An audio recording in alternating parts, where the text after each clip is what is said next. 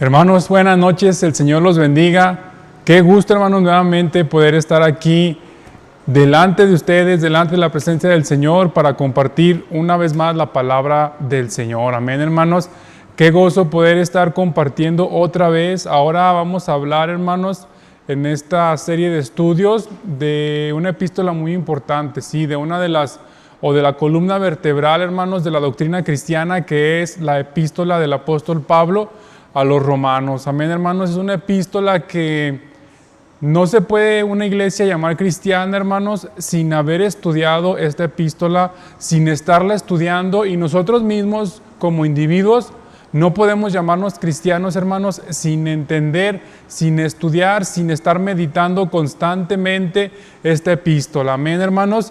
Es una epístola que no solamente hay que leer así de pasadita, o que no solamente pues hay que saberse algunos versículos y de que somos más que vencedores, de que por cuanto todos hemos pecado, etcétera, etcétera. No sabemos algunos versículos de ella, hermanos, pero hay veces que no entendemos a profundidad lo que realmente importa, hermanos, esta epístola en los cimientos, en los fundamentos de la iglesia cristiana. Amén, hermanos. Entonces, los voy a invitar, como iglesia los vamos a invitar a que todos los jueves a partir del día de hoy, ¿sí?, estemos conectados, estemos presentes a esta hora aprendiendo de esta importantísima epístola que es la epístola del apóstol Pablo a los romanos. Amén, hermanos.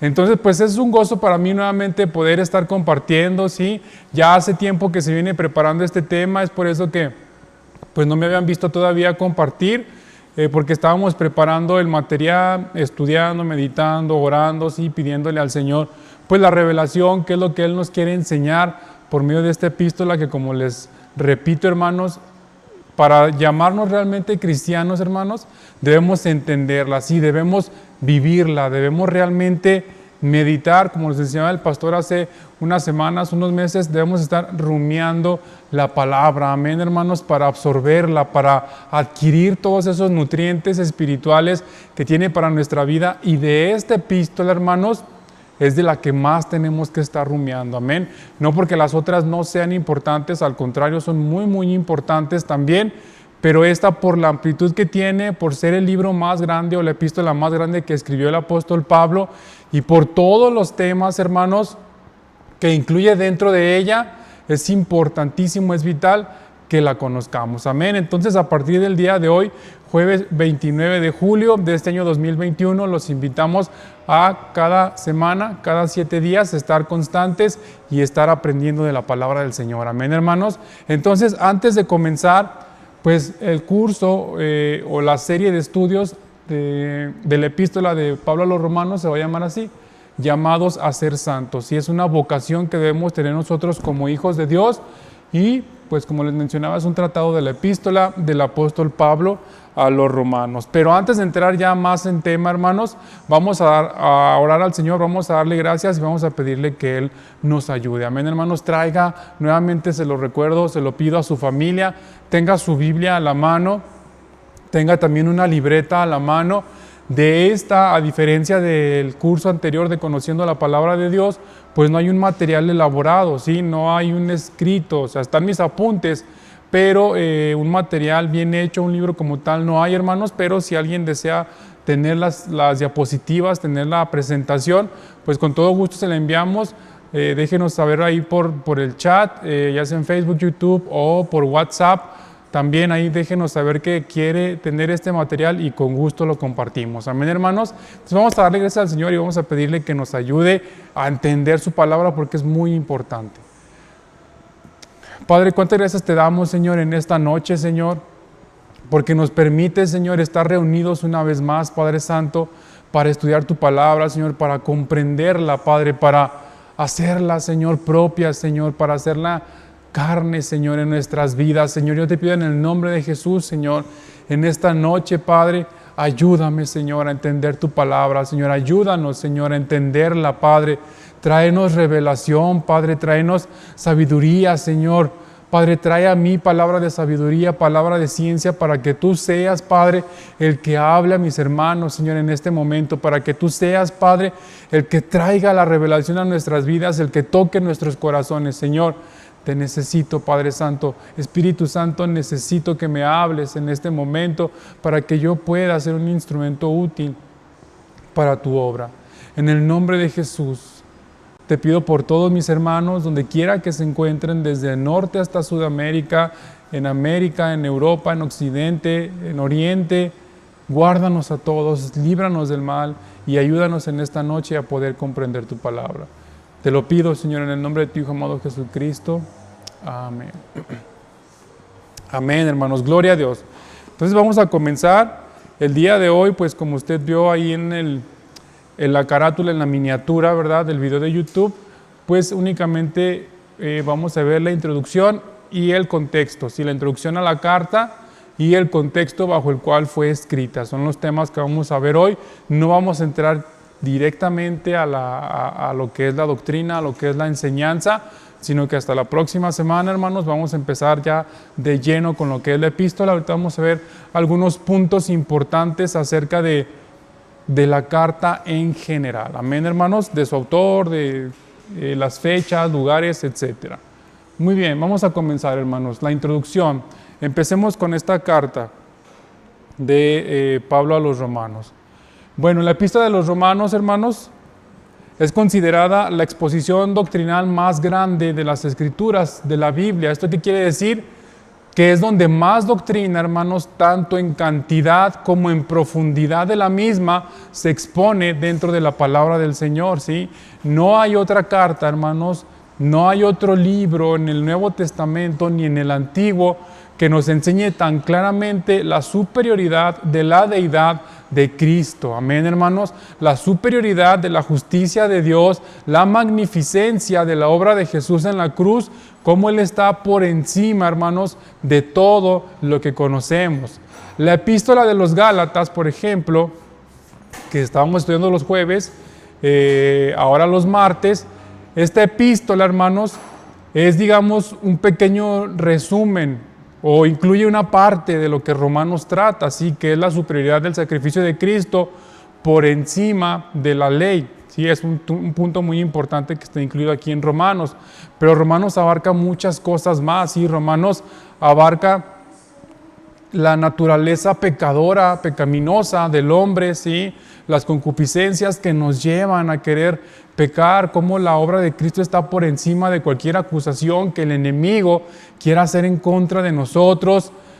Ese llamado a la santidad, hermanos, por eso es que la carta, o el estudio, mejor dicho, se llama así, ¿sí? Llamados a ser santos, a ser ese pueblo apartado, ¿sí? Que nosotros propongamos en nuestro corazón hacer o realizar ese apartamiento, hermanos, para servir al Señor, para predicar su evangelio. Lo que es el evangelio completo está incluido aquí, o lo que debería tener el evangelio completo está incluido aquí. Entonces, doctrinalmente, hermanos, es una carta de la que vamos a aprender muchísimo. Amén.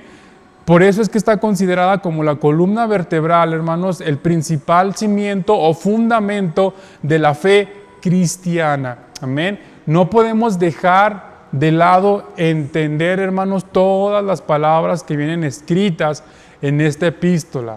Amén, hermanos. Antes de comenzar el estudio, el pastor me decía en días anteriores y hace un momento también me decía, Dani, hay que poner mucho empeño porque esta es una epístola muy, muy importante. Es un contenido muy importante, hermanos, que si lo tratamos mal, créame, la iglesia se puede ir por otro camino. Entonces, tanto de nuestra parte como de su parte, hermanos, estemos atentos a todo lo que se va a estar enseñando cada jueves. No se la pierda, hermanos, no deje de ver los estudios para que vayamos entendiendo cómo el apóstol Pablo, desde el saludo de la carta, ya nos va a estar enseñando la revelación que el Espíritu Santo le dio para llegar a cumplir esa vocación que tenemos como santos escogidos del Señor. Amén, hermanos. Bueno, otro punto importante, el tema central de esta epístola, hermanos, es la justicia de Dios, ¿sí? Digamos que en base a eso, a la justicia de Dios que aplica para toda la humanidad, ¿sí? Para justos e injustos, para gentiles y para judíos, ronda, ¿sí? O se rodea, mejor dicho, el tema central se rodea de muchos temas que nos van llevando a entender lo que es la justicia de Dios, ¿sí? La justicia de Dios, hermanos, pues involucra otros temas que vamos a ver ahorita, que nos van enseñando por qué se dice que Dios es justo, por qué esta epístola nos habla de un Dios justo, por qué nos habla de un Dios que salva, de un Dios que provee el método o el medio para que nosotros seamos salvos, ¿sí? De un Dios que no pasa por alto el rechazo de nadie, hermanos, ¿sí? De un Dios que nos pone ahí en bandeja de plata prácticamente la solución, pero nosotros a veces le queremos buscar por otro lado, ¿sí? Nos queremos esforzar o hacer de más o hacer méritos para llegar a obtener lo que hay en esa bandeja de plata, hermanos, y no es necesario.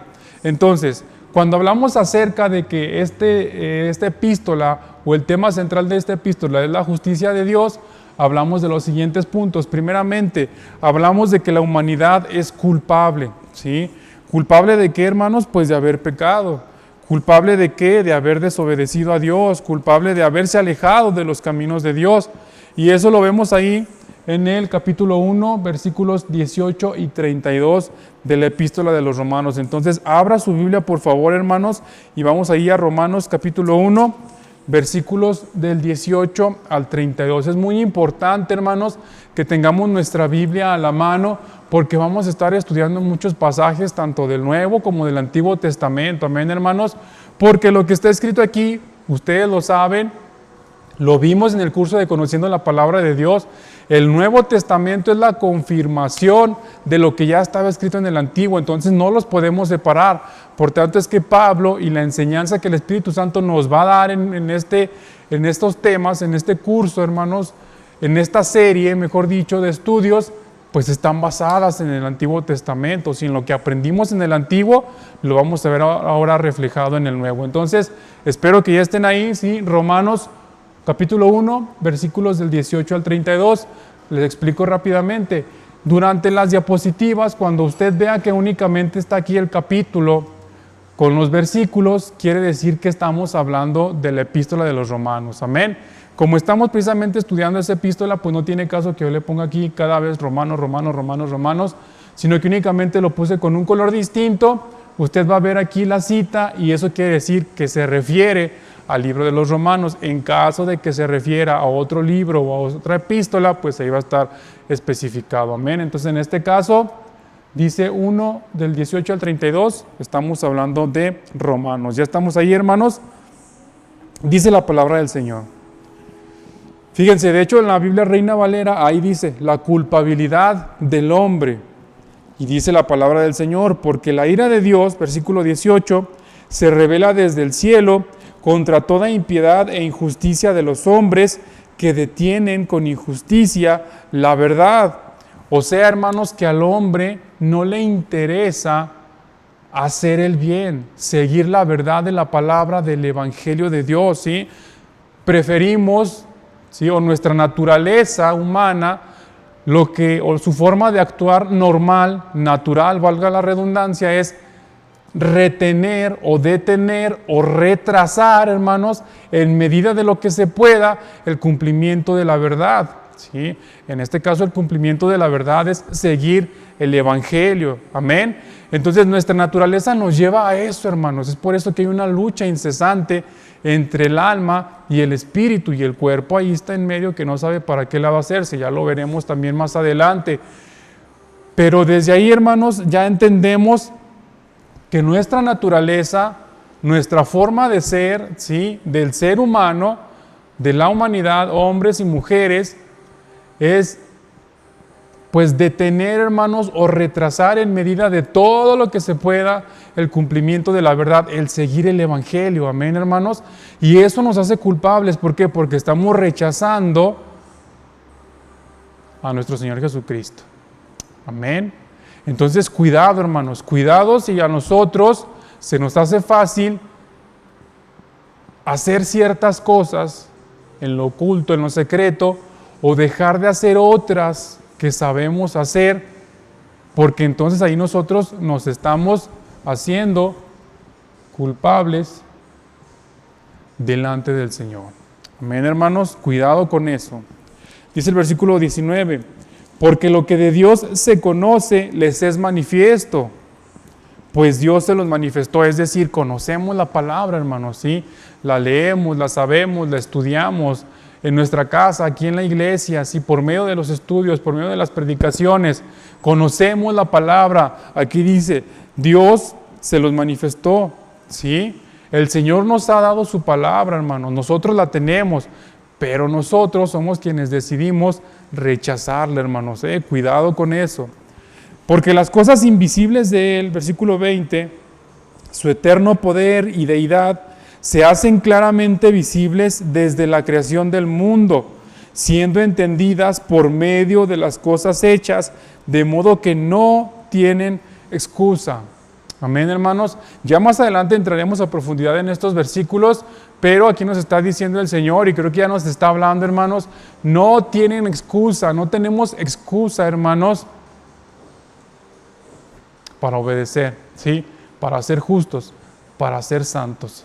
Amén, hermanos, no hay excusa, porque conocemos la palabra, porque nos ha sido revelada, hermanos, porque la tenemos. Amén. Tenemos aquí la Biblia, entonces no hay motivo por el cual nosotros digamos, ay, Señor, es que me falló, ay, es que se me olvidó. No, hermanos, no hay excusa. Amén. Pues habiendo conocido a Dios, no le glorificaron como a Dios, ni le dieron gracias, sino que se envanecieron. Aquí está hablando de la humanidad en general, Se envanecieron en sus razonamientos y su necio corazón fue entenebrecido.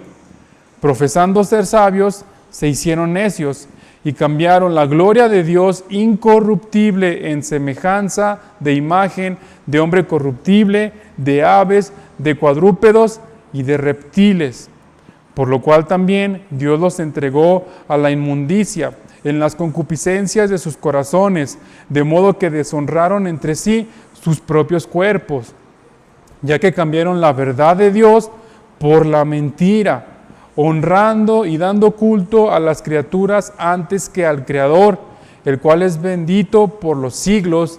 Amén. Versículo 26.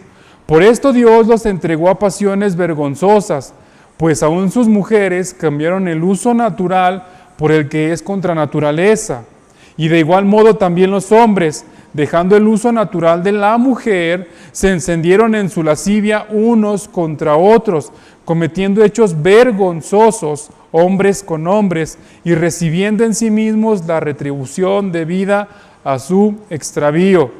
Y como ellos no aprobaron tener en cuenta a Dios, Dios los entregó a una mente reprobada para hacer cosas que no convienen, estando atestados de toda injusticia, fornicación, perversidad, avaricia, maldad, llenos de envidia, homicidios, contiendas, engaños y malignidades, murmuradores, detractores, aborrecedores de Dios,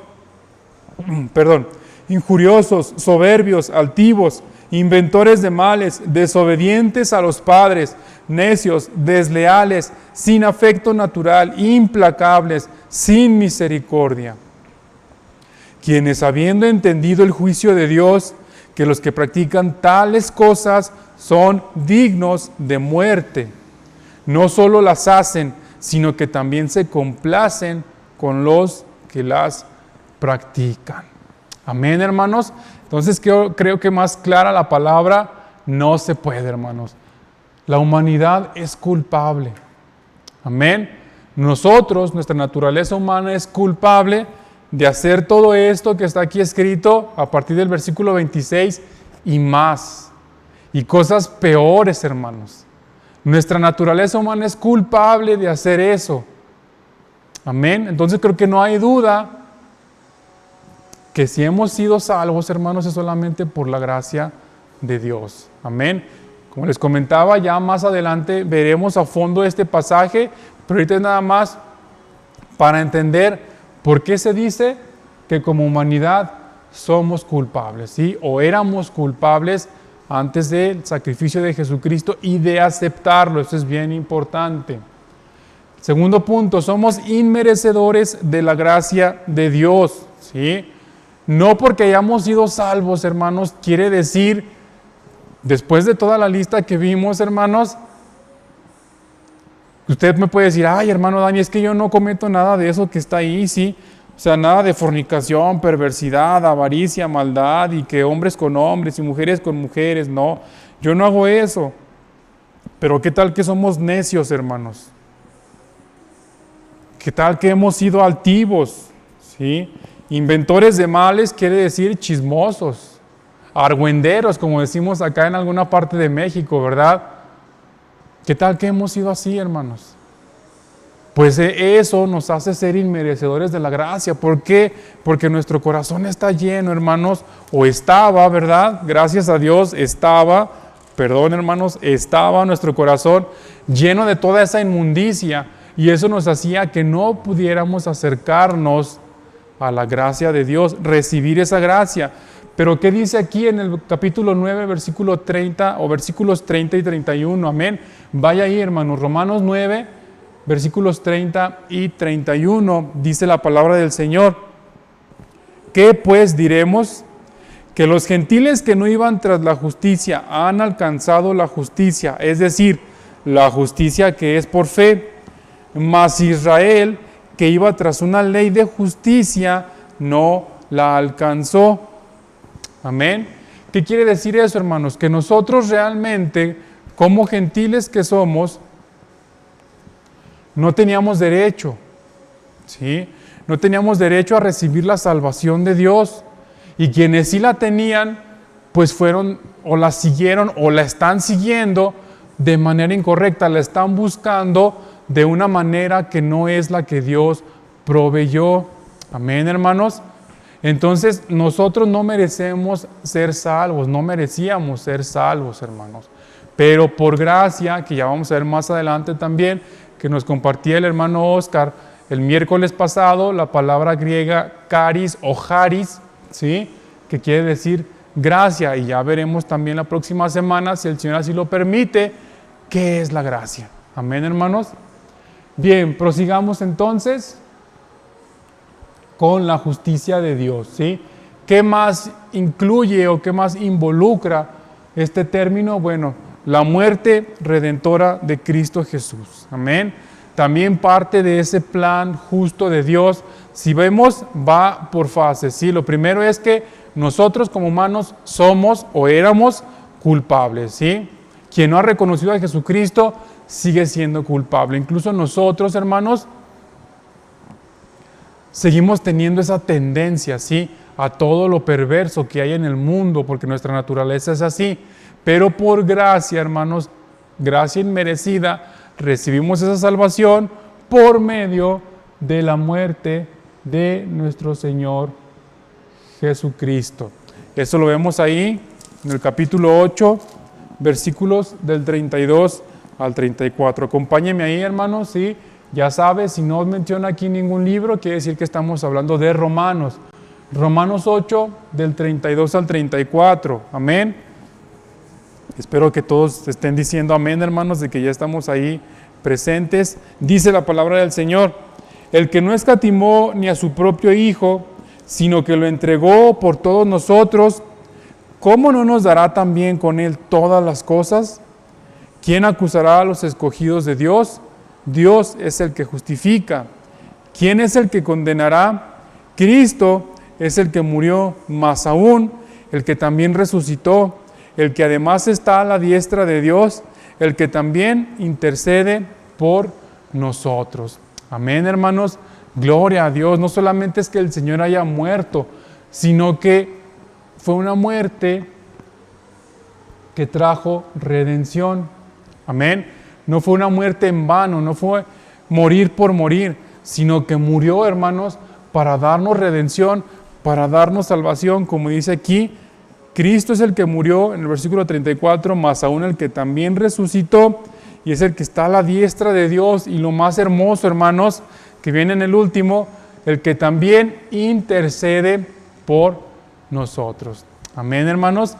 Entonces no solamente es que haya muerto en vano nuestro Señor Jesucristo y ya se acabó la historia, no, hermanos, sino que está junto al Padre intercediendo, es decir, obrando a favor, pidiendo a favor de nosotros, hermanos. Gloria a Dios, eso es hermoso, hermano. ¿No le da a usted gusto que tenga usted una palanca, verdad? Como decimos aquí en México, que tenga usted una influencia, ¿sí?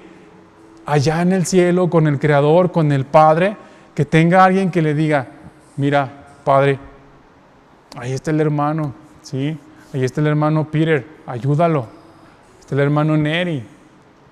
Ahí está la hermana Sonia, ahí está el hermano Jorge, ¿sí? El hermano Santiago, el hermano Jesús Carreto, nuestro hermano Enrique, etcétera. Ahí está el hermano Fernando, el hermano Juan, ahí está tu hijo Israel, etcétera, etcétera.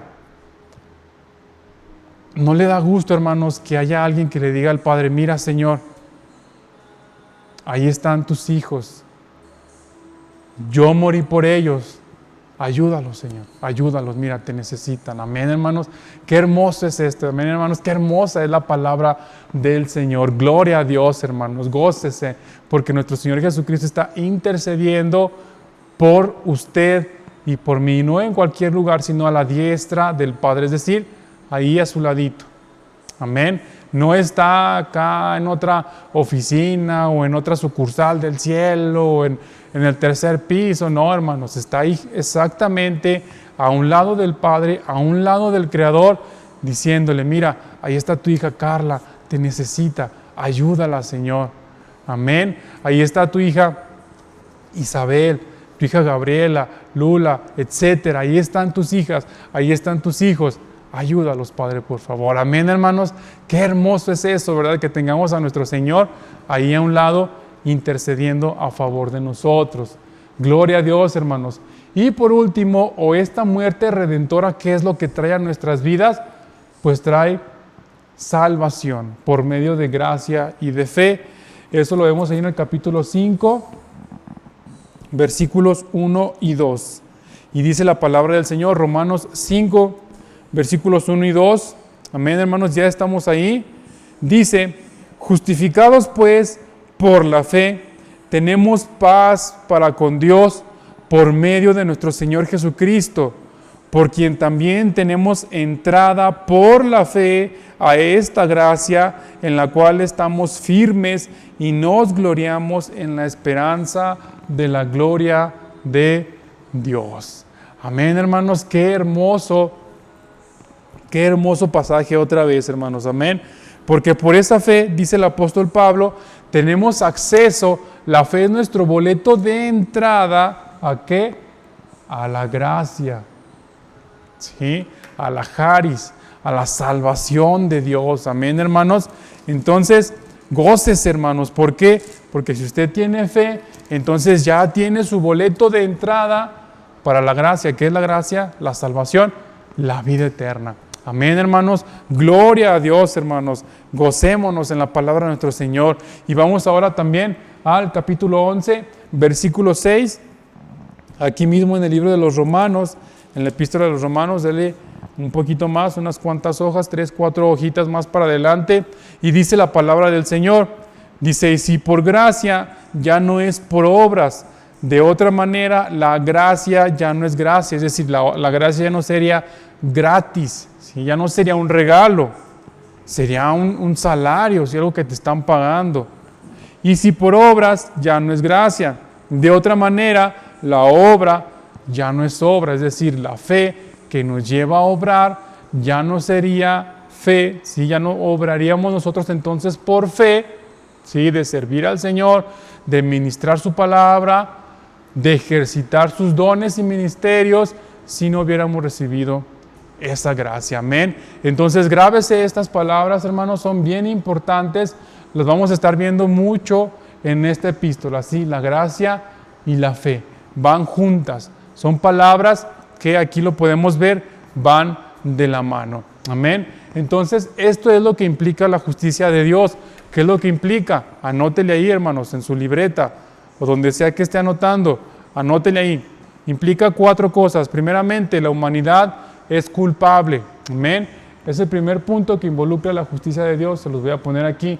Primer punto, la humanidad es culpable. Luego, somos inmerecedores de la gracia. Amén. Nosotros no merecíamos ser salvos por todo lo malo que hemos hecho o que habíamos hecho. antes de conocer a nuestro Señor Jesucristo. Luego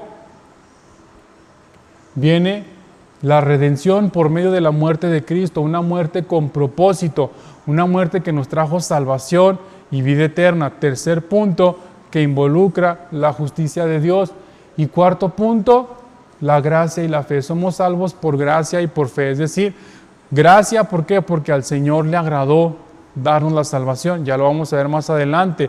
Y la fe es esa certeza, esa convicción de que esa gracia es para mí, que es para nosotros y que es gratis y el Señor nos la está dando. Amén, hermanos. Entonces, esos 4 puntos involucran la justicia de Dios. Que no se le olvide. La humanidad es culpable, punto número 1. Punto número 2, somos inmerecedores de la gracia. Punto número 3, la muerte redentora de Cristo. Es decir, la muerte de Cristo tuvo un propósito que es el de salvarnos para que Él esté habitando a la diestra del Padre, intercediendo a favor nuestro. Amén. Y punto número 4, somos salvos por gracia y por fe. Amén, hermanos. Gloria a Dios. Esta es la justicia de Dios. Otro punto importante de esta epístola es que, a diferencia de las otras cartas que escribió Pablo, que era para iglesias que él mayormente conocía, que él había fundado, en las que él había trabajado, en las que había problemas o situaciones específicas que resolver, esta no, ¿sí? Romanos trata de temas generales o trata una doctrina general para toda la iglesia, es decir, Romanos no abarca un problema en específico, como por ejemplo lo que estamos viendo en Gálatas, ¿sí? Que estaban siguiendo la ley por encima del sacrificio de nuestro Señor Jesucristo, por encima de la gracia, que no entendían este concepto de la justicia de Dios, ¿sí? O lo malentendieron. En Corintios, por ejemplo, que había mucho desorden en su culto, ¿sí? Que la cena del Señor, cada quien llevaba su comida y los ricos comían primero y unos comían más que otros, no compartían, los dones los usaban como querían, se agarraban gritando y cada vez que uno hablaba en lenguas, otro hablaba más fuerte y otro empezaba a profetizar más fuerte y era un relajo, hermanos, el culto en la iglesia de los Corintios, ¿sí? En Tesalónica, por ejemplo, que estaban con el pendiente de que, híjole, es que nos vinieron a decir que Jesús ya vino, que el arrebatamiento ya se llevó a cabo y nosotros estamos aquí. Y Pablo les empieza a explicar, no, miren, es que no es así, etcétera. En Romanos no. Por eso es que es tan importante esta epístola y es por eso que es considerada la columna vertebral de la doctrina cristiana, porque abarca muchísimos temas. Ya vimos, el tema principal es la justicia de Dios, que nos va a llevar por estos 4 puntos que ya vimos y nos vamos a ir metiendo, hermanos, vamos a ir extrayendo tanta riqueza que, créame, no sé, 1 año, 2 años no nos bastarían para entender todo lo que el apóstol Pablo, casi que palabra por palabra, lo que el Espíritu Santo nos está enseñando. Amén, hermanos. Entonces, es bien importante que estemos atentos cada semana y no perdamos el hilo de lo que va siguiendo. Amén, hermanos. Bien, entonces, esto es una pequeña introducción de lo que es la epístola del apóstol Pablo a los romanos, ¿sí? ¿De qué trata? ¿Qué temas vamos a estar viendo? Ya leímos algunos pasajes, ya vimos un pequeñísimo, ¿sí?, panorama de lo que vamos a estar estudiando. Ahora hablemos de en qué contexto fue escrita, acerca de en qué contexto el apóstol Pablo escribió esta carta. Amén.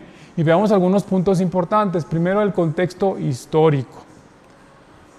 Bien, su autor, como ya lo dijimos, como muchos ya lo sabemos, pero si usted no lo sabía, pues se lo hacemos saber también, no hay problema, ¿verdad? El autor de esta epístola a los romanos es el apóstol Pablo, o anteriormente conocido como Saulo de Tarso, que de hecho no está mal el nombre de Saulo de Tarso, sino porque en el libro de Hechos primero aparece como Saulo y luego como Pablo, quiere decir que se le cambió el nombre. No, simplemente es que Saulo es el nombre en hebreo, que es donde primero Pablo empieza a aparecer, ¿sí? En Judea, en Israel, pues que se les conocía como Saulo. Pero ya cuando empieza a salir, hermanos, cuando ya empieza a predicar a los gentiles, su nombre griego o el equivalente de su nombre en griego era Pablo. Entonces, si decimos Pablo o Saulo, no hay ningún problema, amén. Es exactamente lo mismo, sabemos que Saulo de Tarso y Pablo de Tarso también, son la misma persona. La única diferencia es el equivalente que se usaba en los nombres. Saulo pues lo usó o lo usa Lucas en el libro de los Hechos en el contexto judío-israelí, de donde Pablo se empezó a mover primeramente, y luego ya Pablo, ¿sí? Usa cuando pasa a predicar a los gentiles, ¿sí? Cuando va hacia Menor, a Grecia, a ciertas partes de Europa, en Macedonia. Asia Menor es lo que hoy es Turquía, a lo que hoy es Siria, Líbano, Jordania. Cuando empieza a predicar en estos lugares, entonces es que se empieza a conocer como Pablo por el idioma griego. Sí, se hizo como la traducción de su nombre del hebreo al griego, pero es exactamente igual. Después de eso, tenemos que el lugar de escritura de esta carta, es decir, el apóstol Pablo le escribió estando en Corinto, ¿sí? Él estando en Corinto, ya al final de su tercer viaje misionero, el apóstol Pablo escribe pues diciéndoles que anhelaba mucho ir a conocerlos a Roma, que él tenía intenciones también de llegar incluso hasta España, ¿sí? Hasta el país de lo que hoy es España. Imagínese, hermano Juan Pedro, que el apóstol Pablo hubiera llegado ahí a Tudela, en Navarra, pues qué maravilla, ¿verdad? Qué bendición hubiera sido que el apóstol Pablo llegara hasta allá. Pero por el juicio que se empezó a hacer en su contra, que lo empezaron a acusar nuevamente los maestros de la ley, la secta conservadoras de la religión judía, este juicio que lo llevó hasta llegar al emperador, ¿sí? Hasta Nerón, a predicarle la palabra también, por cierto, pues interrumpió su viaje, y el último viaje que hizo pues fue prácticamente nada más para llegar a vivir sus últimos días en Roma. Pero él estando en Corinto, al final de su tercer viaje, un viaje que además de predicar la palabra, tuvo la intención, hermanos, de recaudar fondos para la iglesia de Jerusalén. ¿Por qué? Porque a causa de la persecución que Pablo había iniciado, por cierto, la iglesia de Jerusalén, hermanos, estaba pasando pues por temas económicos muy, muy complicados, y no había comida, había muchísima escasez, había pobreza dentro de la iglesia. Y como la iglesia se dispersó,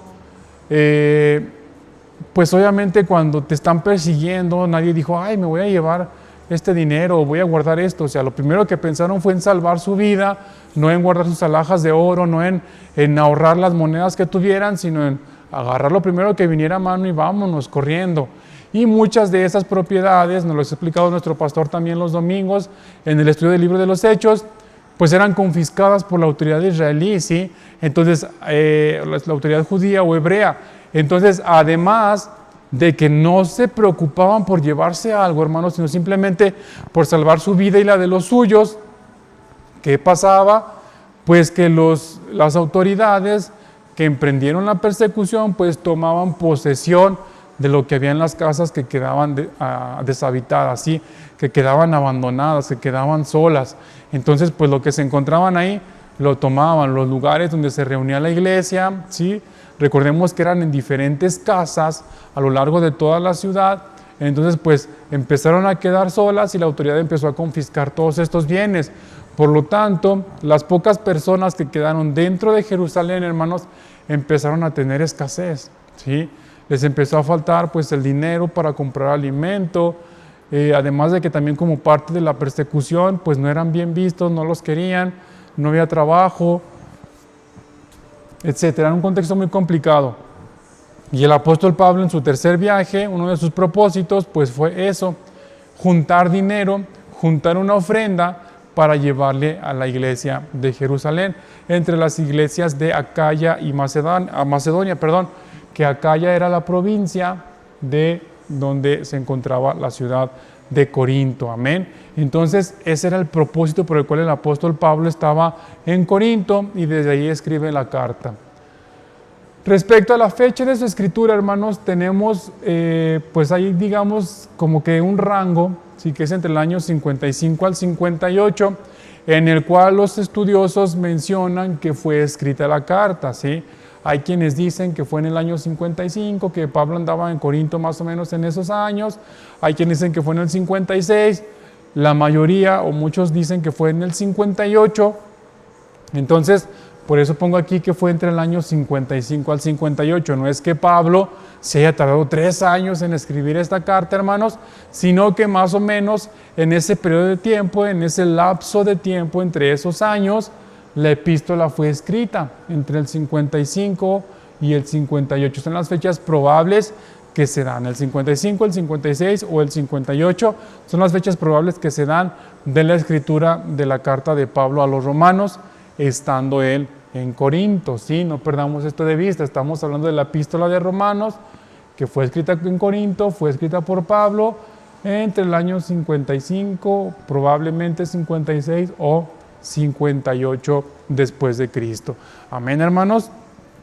Entonces, esto pues es importante, hermanos, porque un par de años después, digamos que si fue en el 58, un par de años después, comenzó una terrible persecución por parte de Nerón, ¿sí? Que muchos conocemos, por parte de Nerón a la iglesia cristiana. Ahorita vamos a ver por qué era perseguida la iglesia cristiana, pero un par de años después, más o menos un par de años después, la iglesia cristiana en general empezó a ser perseguida más fervientemente, o ya de forma oficial, ya de forma sistemática, ¿sí? O sea, ya el sistema gubernamental empleó sus fuerzas, hermanos, su músculo para atacar a la iglesia.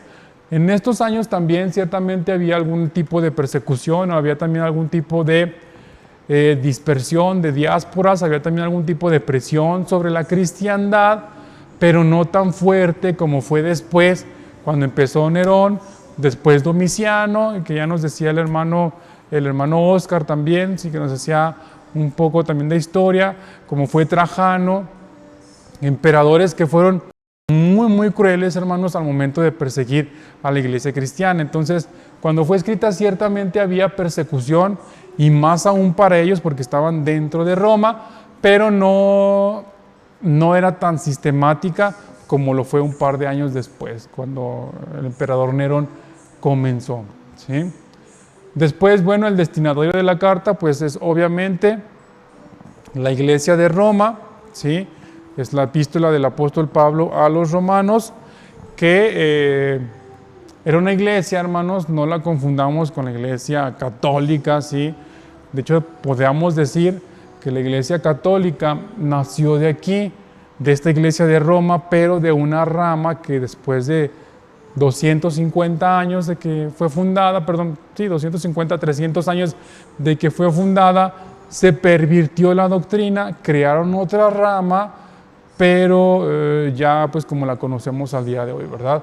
Pero fue a la iglesia cristiana de Roma, ¿sí?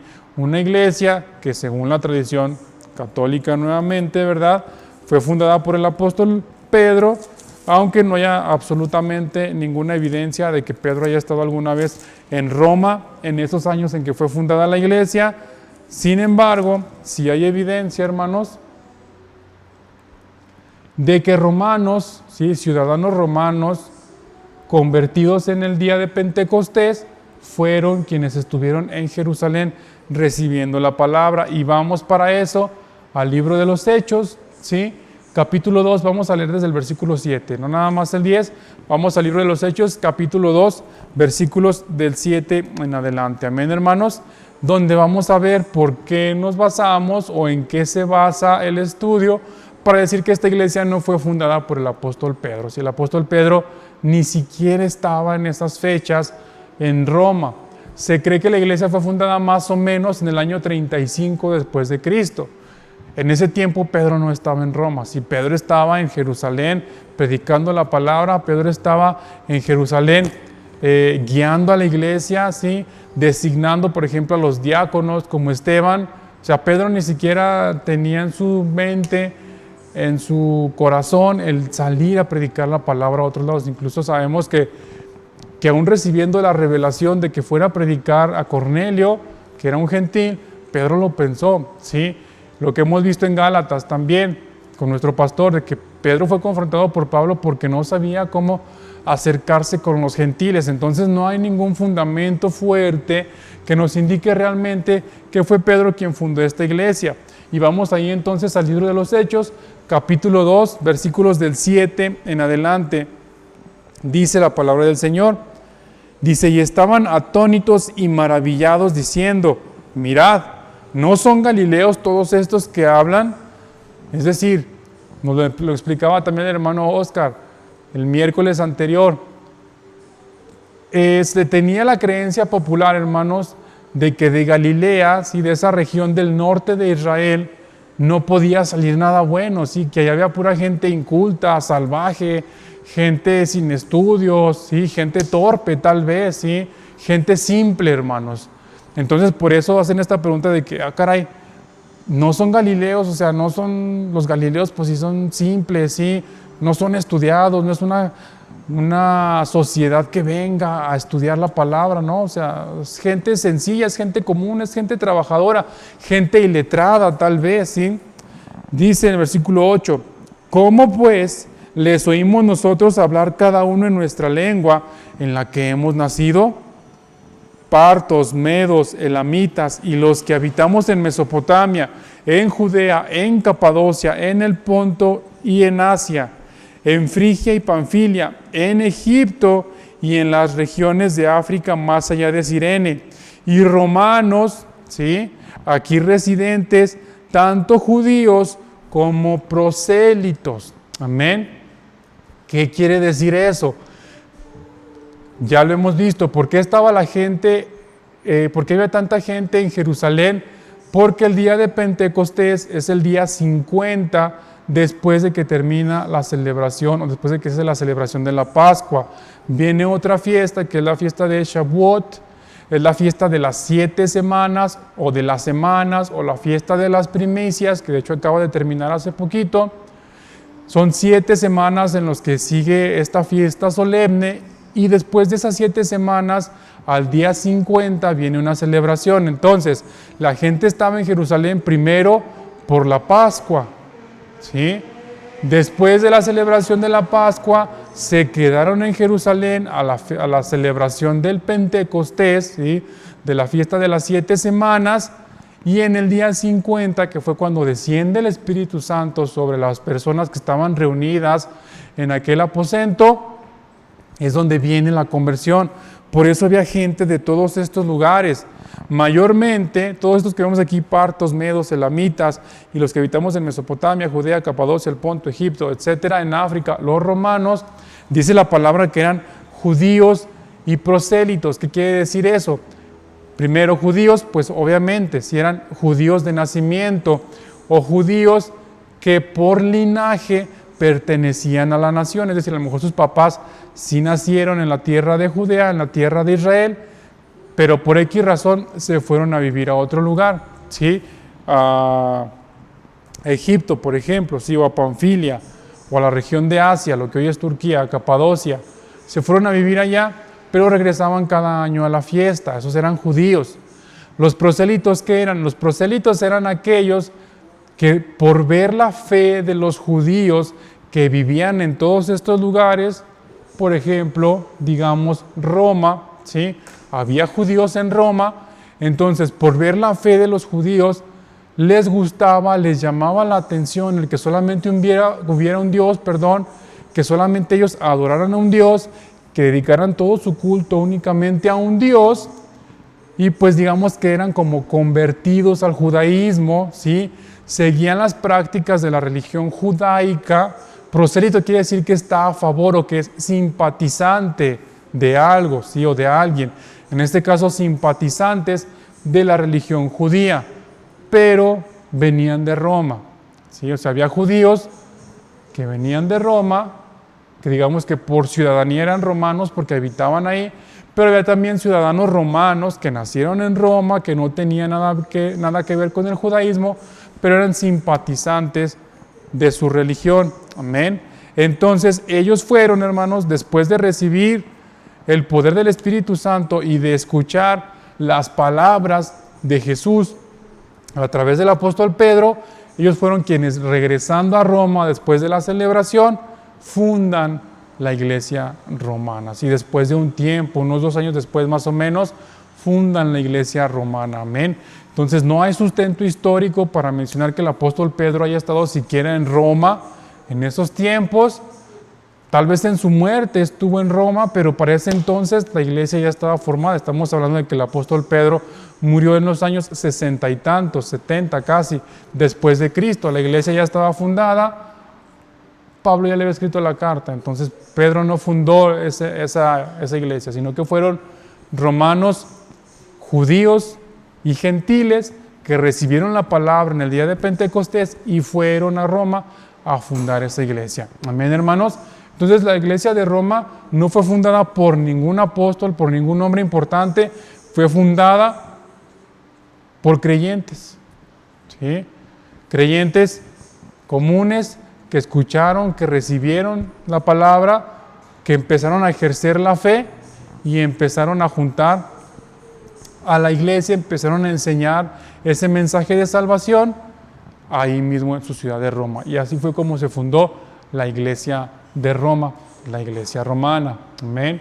Ahora vemos un poquito del contexto político y religioso. Primeramente el contexto político. Bueno, muchos lo debemos de saber. Quienes no lo sepan, aquí lo explicamos. Roma, hermanos, era la capital y ciudad principal del imperio más poderoso del mundo. Había otros imperios, sí, es cierto, había otros imperios, sí, pero Roma dominaba prácticamente toda Europa, sí, o gran parte de Europa. Tal vez el norte no, pero bien más toda Europa lo dominaba. Dominaba el norte de África, ¿sí? Dominaba lo que hoy es Medio Oriente, desde Turquía, lo que hoy es Irak, Irán, lo que hoy es Jordania, Líbano, Israel, por supuesto, ¿sí? Partes inclusive más abajo de lo que es Arabia, Kuwait, Emiratos Árabes, toda esa parte, hermanos, la dominaba el imperio romano, era grandísimo, era vastísimo, ¿sí? Era el imperio más poderoso del mundo. Y Roma, pues era la ciudad que le daba nombre a este imperio. De Roma empezaron a salir los primeros conquistadores y pues Roma era el corazón del imperio, ¿sí? Roma era quien hacía moverse, la ciudad de Roma sí era quien hacía moverse, quien dictaba las leyes, quien mandaba pues todas las ordenanzas a todas las demás naciones que habían sido conquistadas por el imperio romano. Ahora es muy importante que veamos esto, que les voy a explicar a continuación, que lo entendamos. Un imperio, hermanos, ¿sí? A diferencia de un reino o de una república, un imperio, o al menos el imperio romano así era, conforme ellos iban avanzando, conforme ellos iban gobernando todas las regiones de Europa, del Medio Oriente, del norte de África, digamos que llegaban, gobernaban, peleaban, había guerra, eso prácticamente era inevitable, destruían al enemigo y una vez tomando el poder de ese país o de esa región, les daban ciertas libertades, ¿sí? Les daban la libertad de que pues siguieran produciendo, siguieran sus costumbres, siguieran sus creencias, siguieran sus religiones. Es una característica que tuvo el imperio romano. Entonces, ¿eso por qué lo estamos hablando? Porque muchas veces, a donde sea que ellos llegaban, pues permitían que la gente siguiera su vida normal, nada más que ahora, pues las ganancias obtenidas por esos países, por esas naciones, por esos reinos más pequeños, iban a parar a las arcas de Roma. Sí, esa es la diferencia, o esa era la forma en cómo Roma, también digamos de cierta forma, se ganaba a veces no, la simpatía de la gente que gobernaba, a la que gobernaban, ¿sí? Digamos, yo te doy protección, ¿sí? Yo ya te conquisté, tú sigue con tus creencias, tú sigue con tu religión, tú sigue haciendo lo que tú quieras, yo te voy a proteger mientras tú me des a mi ganancia. ¿Qué es lo que produces tu trigo? Ok, el 50% es para mí, lo demás lo dejas para 30% para alimentar a mi ejército y lo demás es para tu gente. ¿Qué produces tu oro? Ok, lo repartimos de esta forma. ¿Qué produces tu plata? Zinc. Yo produzco cobre, yo produzco hierro, yo produzco, no sé, algún otro ganado, ¿sí? Pieles de oveja, lana, hilo, algodón, etcétera. Todo lo repartían y obviamente pues las ganancias principales eran para ellos y los demás los dejaban, y a los países los dejaban seguir con sus creencias. ¿Esto a qué nos lleva? A que en el contexto religioso, por ejemplo, de la ciudad de Roma, el judaísmo era aceptado. ¿Por qué? Por este punto que acabamos de ver anteriormente, ¿sí? Por esta política de gobierno que tenían los romanos. Llegaron, conquistaron Israel, la nación de Israel, y dijeron, ok, ustedes tienen a su Dios, Jehová es su Dios, tienen una religión monoteísta, únicamente creen en un Dios, adelante. Sigan ofreciendo su culto, sigan haciendo sus sacrificios en el templo, mientras nos paguen impuestos a nosotros, ¿sí? Mientras tú me pagues impuestos que tú mismo vas a recolectar, ¿sí? Pero mientras tú me estés dando los impuestos, yo te voy a proteger para que nadie venga a invadirte, si en caso de que lo quieran hacer, yo salgo a su encuentro, pero tú me vas a dar riqueza a mí. Entonces el pueblo de Israel tenía la libertad de seguir profesando su religión, que es, y era en ese entonces, o ya desde entonces, el judaísmo. Por el contrario, la religión oficial de los romanos era la religión politeísta, era una religión politeísta, ni siquiera tenía nombre, ¿sí? Algunos de sus dioses fueron tomados de otras culturas con las que se fueron mezclando, principalmente de los griegos, ¿sí? Gran parte de la religión romana viene de las bases, de los fundamentos de los dioses griegos, y por ejemplo Zeus, en la mitología griega, para los romanos es Júpiter, ¿sí? El dios principal, el padre de todos los dioses. Poseidón, ¿sí? El dios del agua, para los romanos es Neptuno, ¿sí? Ares, el dios de la guerra, para los griegos, para los romanos era Marte. Y así, la diosa de la belleza, Afrodita, para los griegos, para los romanos era Venus, eran los mismos. Pero también al estarse juntando con naciones tan paganas, hermanos, pero tan paganas, que realmente adoraban demonios, pues los fueron adquiriendo, los fueron adoptando también ellos, ¿sí? De tal forma que ellos adoraban en sus casas, tenían altares donde adoraban inclusive a sus ancestros, ¿sí? No a los muertos, no adoraban a los muertos, sino que al ancestro como tal, digamos que se convertía en parte de un todo, del universo, y ahora ese ancestro obraba a su favor, pero no le ponían ahí que la agüita y que la comidita por si viene el muerto, no, sino que nada más como la memoria o el alma, el espíritu del ancestro obraba a su favor, y había otras deidades, otros demonios que adoraban, que ellos les llamaban numias. Y estas numias, y así como se escucha, numia, eran, digamos, como ánimas de la naturaleza, poderes de la naturaleza, es decir, por ejemplo, el viento, ¿sí?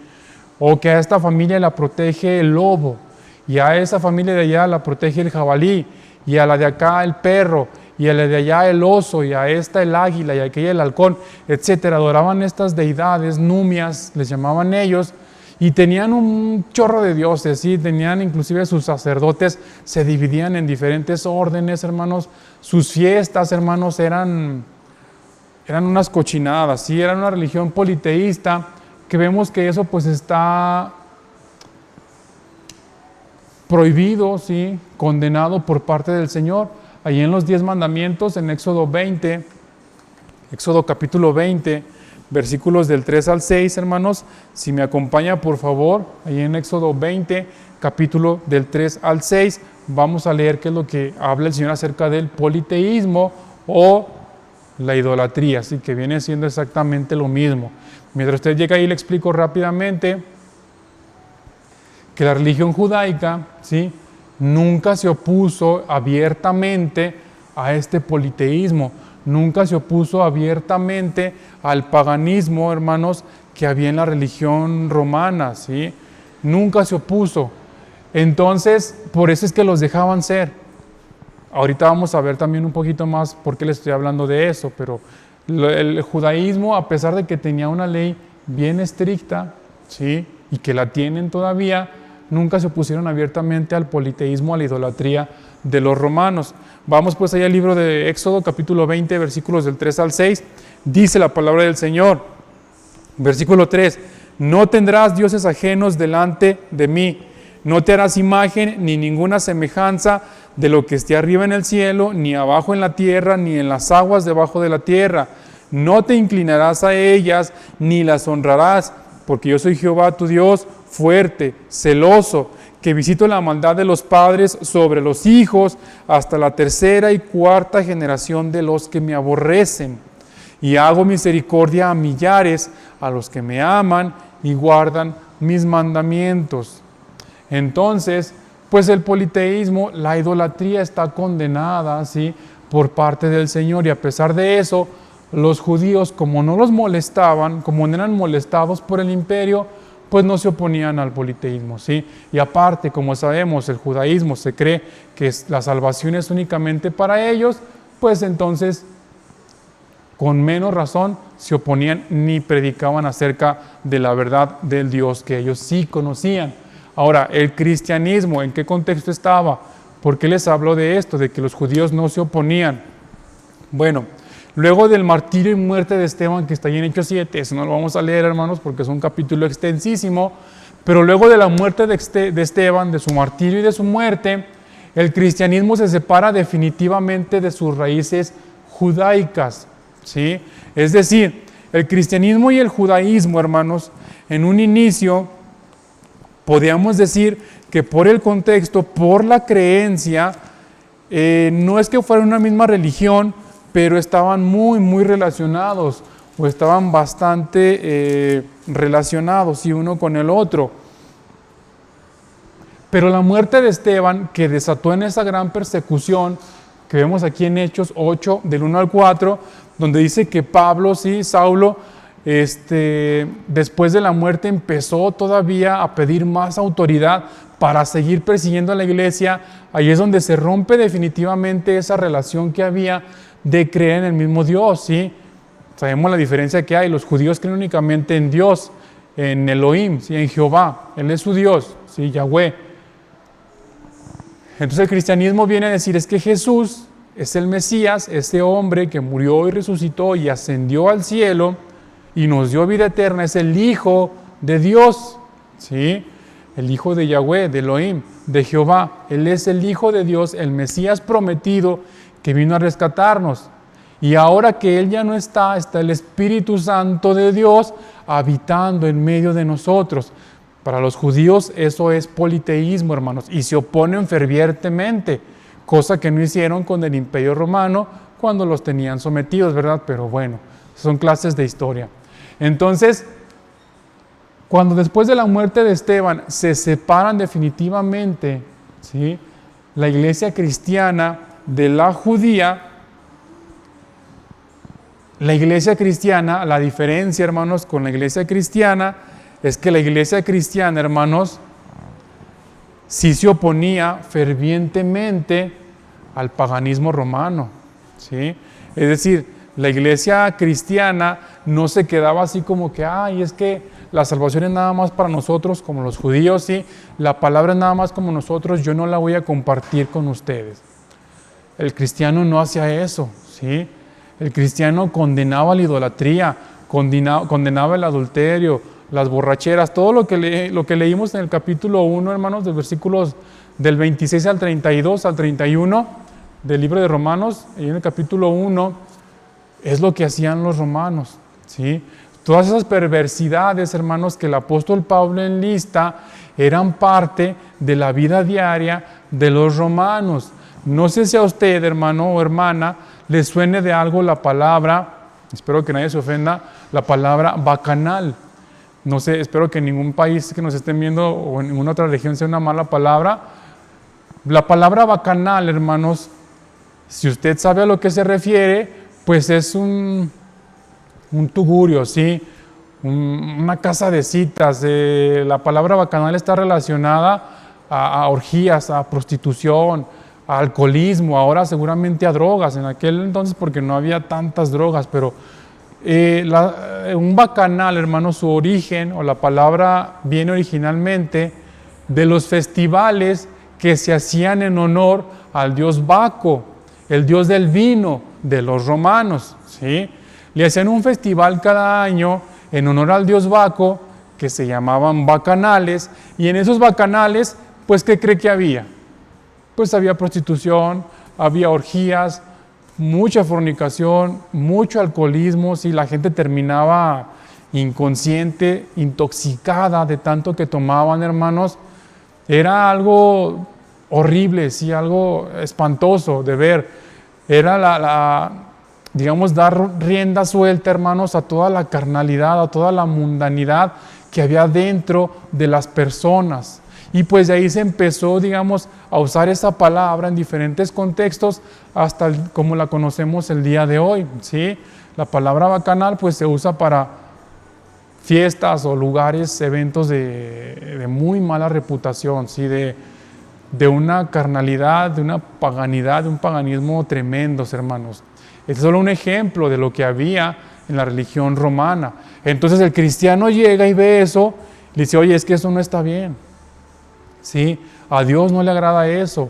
Esa no es como un Dios que dice que te ama, como un Dios que tú dices que te protege, que te cuida, que te provee, te va a ordenar que estés con 3, 4 mujeres en la misma noche, con hombres, ¿sí?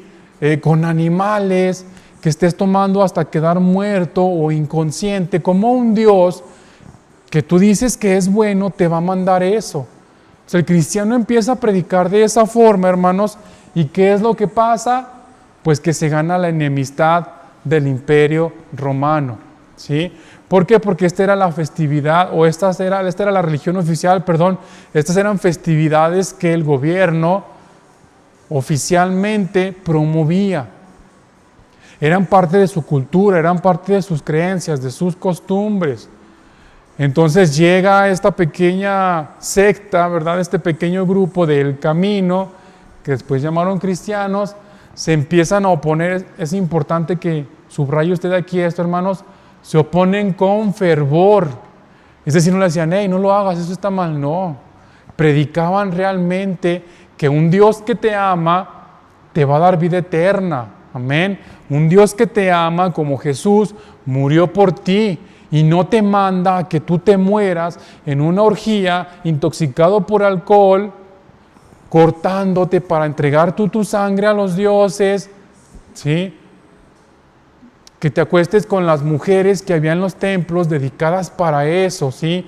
Para el servicio de la prostitución, de cuando un hombre llegaba al templo, se acostaban y eso era parte del ritual. O sea, como un Dios que te ama te va a llevar a eso. Jesús nos ama y Él nos enseñó que debemos cuidar nuestros cuerpos. Amén. Él nos enseñó que debemos ser santos. Él nos está llamando a que tengamos santidad en nuestras vidas. Él quiere llevarte a ti a que conozcas realmente el amor de Dios, a darte vida eterna, a limpiar tu corazón de toda esa maldad, de toda esa carnalidad que habita en ti. Pero tú necesitas dejar eso. Amén. Entonces, esto fue un gran choque, un gran impacto para el Imperio Romano, porque llegan estos locos, hermanos, que dicen que todo eso está mal, que se puede ser salvo, que se puede recibir las bendiciones de Dios sin embriagarse y todo lo demás que hacían. Amén, hermanos. Entonces, este fue el conflicto, hermanos, que ocasionó que la iglesia romana empezara a ser perseguida y luego toda la iglesia cristiana, ¿sí?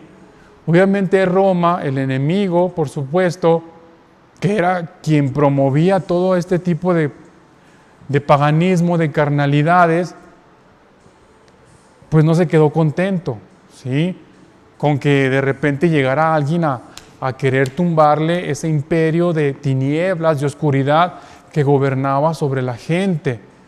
Los cristianos, hermanos, vinieron a traer luz. Amén, hermanos. La iglesia cristiana, tanto en Roma como en todo el Imperio Romano, vino a traer la luz del Evangelio a aquellas personas que estaban en una oscuridad, hermanos, en unas tinieblas tremendas, horribles, de dar miedo, hermanos. Era realmente la paganidad bajo la cual ellos vivían. Amén. Entonces la iglesia cristiana vino a traer esta esperanza, vino a traer este mensaje de que, hey, no es necesario que hagas todo eso. Solamente ten fe y por gracia serás salvo aunque no lo merezcas. Empezaron a predicar, hermanos, y es por eso que la iglesia cristiana fue perseguida de forma tan cruel y de manera sistemática con todo el poder que tenía el Estado, el Imperio Romano. Amén. Ahora, ¿por qué estamos hablando de todo esto? Porque es importante que entendamos ciertos puntos que vamos a ver cuando ya entremos a la doctrina. ¿Por qué Pablo está hablando de eso? Por ejemplo, el pasaje que leímos del versículo 18 al 32 del capítulo 1 habla de eso. ¿Por qué Pablo se los habla? Pues porque la iglesia estaba rodeada de esas influencias. Amén. Entonces, hermano, entendamos,